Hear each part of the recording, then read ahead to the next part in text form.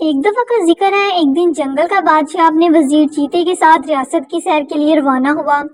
راستے میں وزیر نے جنگل کے حالات کے بارے میں بتاتے ہوئے کہا، بادشاہ سلامت، آپ کی حکومت سے ہر کوئی خوش ہے، سارے جانور امن اور سکون سے رہتے ہیں، لیکن ایک بلی ہے جو سب کے ساتھ لڑتی رہتی ہے، اسی وجہ سے سب اسے جھگڑالو بلی کہتے ہیں۔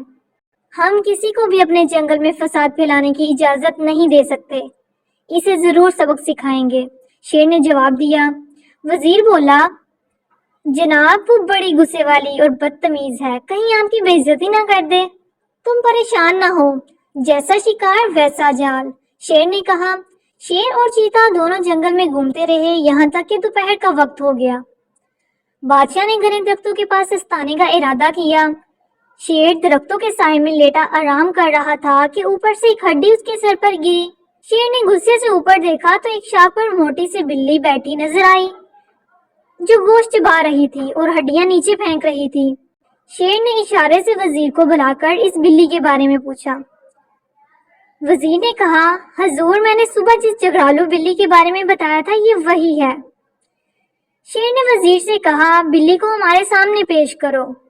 وزیر بلی سے مخاطب ہو کر بولا، خالہ نیچے آؤ، بادشاہ سلامت کو تم سے ضروری بات کرنی ہے۔ وزیر کو جس بات کا ڈر تھا وہی ہوا۔ بلی چیخ کر بولی، مجھے خالہ کیوں کہا؟ ابھی میری عمر ہی کیا ہے، اپنے لفظ واپس لو۔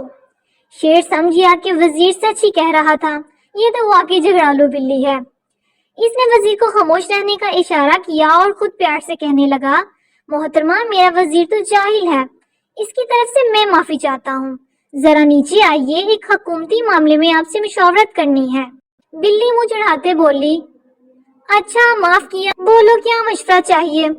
شیر نے بڑے پیار سے کہا، تم ایک لائق فائق بلی ہو، پورے جنگل میں تمہاری سمجھداری اور دانشمندی کے چرچے ہیں، لہٰذا میں چاہتا ہوں کہ تمہیں اپنا وزیر بنا لوں۔